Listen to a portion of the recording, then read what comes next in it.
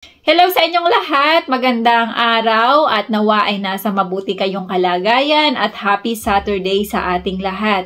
Sa video na to ay i-discuss ko yung about sa student visa papunta dito sa Spain. Meron lang kasi akong nabalitaan na kailangan pala once na kayo ay mag-a-apply ng student visa, make sure nyo kung talagang totoo yung sinasabi ng agency or agent na a-applyan nyo. Kasi may nalaman ako noong nakaraan na ganito pala ang mga sitwasyon once na narito na kayo sa Spain.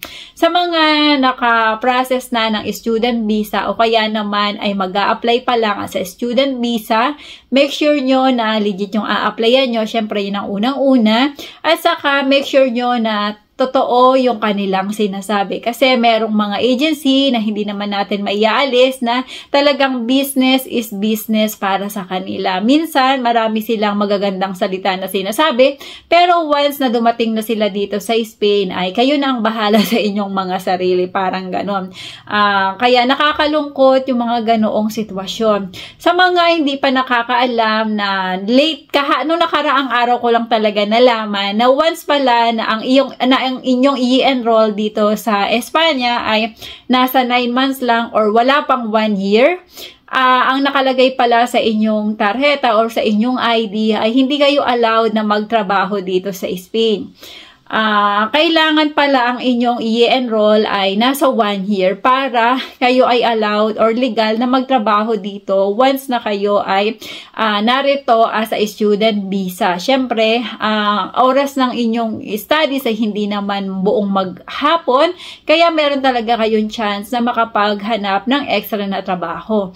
Kaya kung i-advise ko sa inyo, once na kayo mag-a-apply ng student visa, mas maganda na ang kunin nyo ay yung 1 year para sure na wala kayong magiging problema.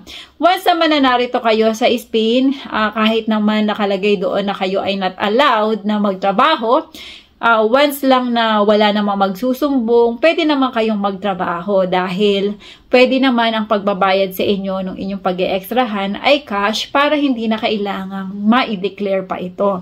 Pero kung kayo naman ay legal dito, ay pwede na kahit i-declare nila or sa ATM nila mo ipapasok yung bayad nila sa'yo.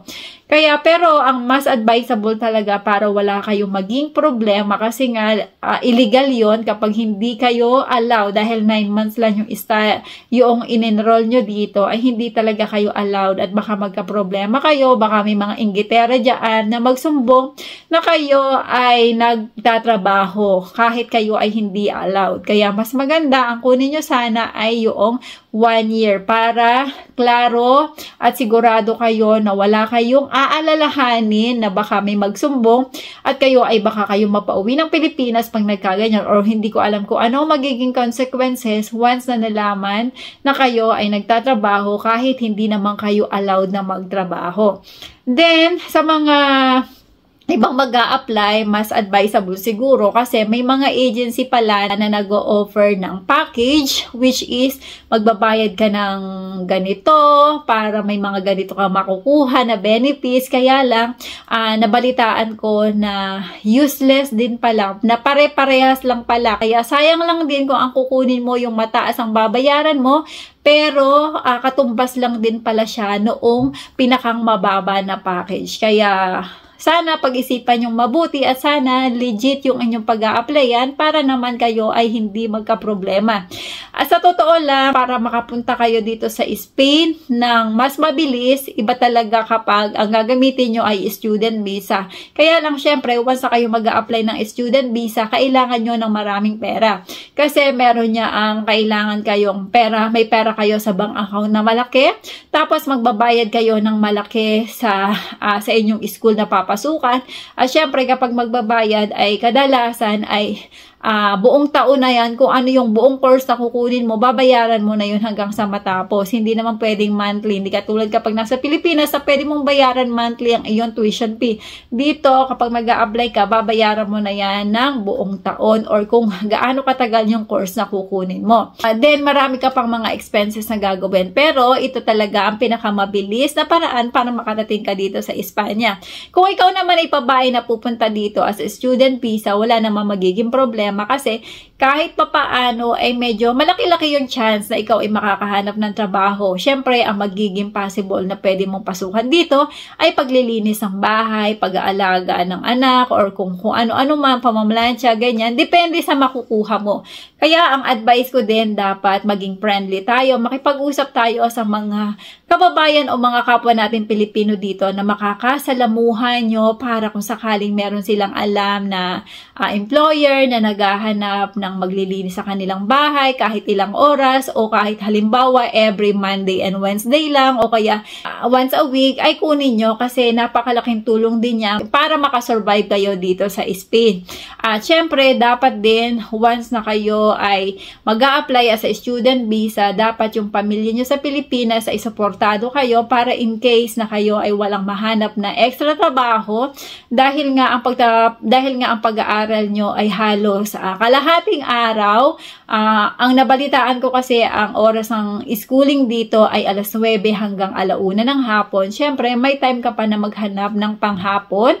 Kaya lang, hindi natin sigurado kung kayo ay may makukuha kasi sa totoo lang, napakarami dito ng mga kababayan tayo na naghahanap ng extra na pagtatrabahuhan. Sa totoo lang, kahit ako na may papel na may full-time ako, naghahanap din talaga ako ng pwede kong extra na pagtrabahuhan kasi sayang din yun. Kasi habang malakas, kailangan natin kumayod ng kumayod para pagdating ng ating retirement o pag matanda na tayo at mahina na tayo, meron tayong ipon. Kaya sa mga kababayan natin na gustong pumunta dito, kailangan yung pag-isipang mabuti at pag-aralan kung ano yung mga possible na kakahinatnan nyo pag dumating na kayo dito. At saka sana, huwag kayong mag-e-expect ng too much kasi minsan at kadalasan, sinasabi ng mga agency or agent na once na kayo ay narito dito sa Spain ay kayo ay makakahanap ng trabaho at minsan may pinapangako pa sila na tutulungan kayo. Kaya lang, make sure nyo na talagang totoo o tutuparin nila kung ano yung sinasabi nila. Kaya sa mga kababayan natin, hindi ko naman kayo dinidiscourage. Sinasabi ko sa inyo na ang pinakang mabilis para makapunta kayo dito sa Spain ay mag-apply kayo ng student visa. Kaya lang, hindi ganoon kadali dahil nga mag-aaral kayo. Nasa sa inyo naman yan kung mag-aaral kayo talaga or i-give up nyo yung pag-aaral nyo at magtatrabaho na lang kayo dito sa Spain. Kasi ang importante kasi talaga dito ay makapunta kayo dito sa Espanya. Kasi once na narito na kayo sa Espanya, napakalaking opportunity na ang nag-aantay sa inyo. Kaya lang, sayang kung hindi nyo gagamitin o hindi kayo mag-aaral ng course na kinuha nyo dahil binayaran nyo ito. Lalong-lalo na kung ang course na kukunin nyo ay pag-aaral ng Spanish language. Kaya lang, ang Spanish language ay 9 months lang. Kung yan ang kukunin nyo, ang makukuha nyo sa nakalagay sa tarjeta nyo ay you are not allowed na magtrabaho dito. Kaya sayang din. Kung halimbawa, iba namang course ang kukunin nyo, ay mas maganda ay gamitin nyo din dahil pwede nyo itong magamit once na kayo ay naging legal na dito sa Spain. Kailangan lang talaga ng allowance para makasurvive kayo at sana ay makahanap kayo ng trabaho na kahit papaano ay kayo ay kikita para masuportahan ang inyong pag-i-stay dito sa Espanya sa loob ng 1 taon.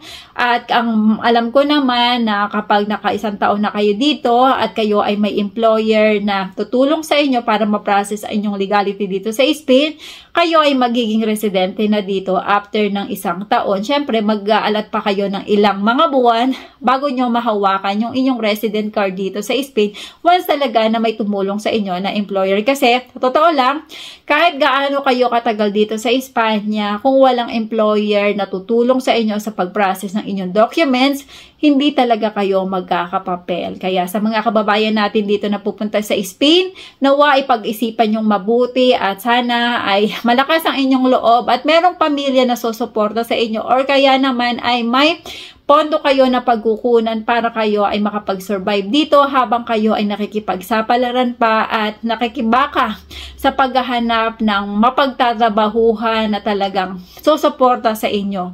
Maraming salamat sa inyong panonood at nawa ay meron kayong natutunan sa video kong ito. Magkita-kita tayo sa mga susunod kong videos at kung hindi ka pa nakaka-subscribe, pakiclick mo naman na ang subscribe button at kung nagustuhan mo ang video ito, pakibigyan mo na rin ako ng like at kung meron kang katanungan, i-comment mo na yan sa baba. Maraming salamat!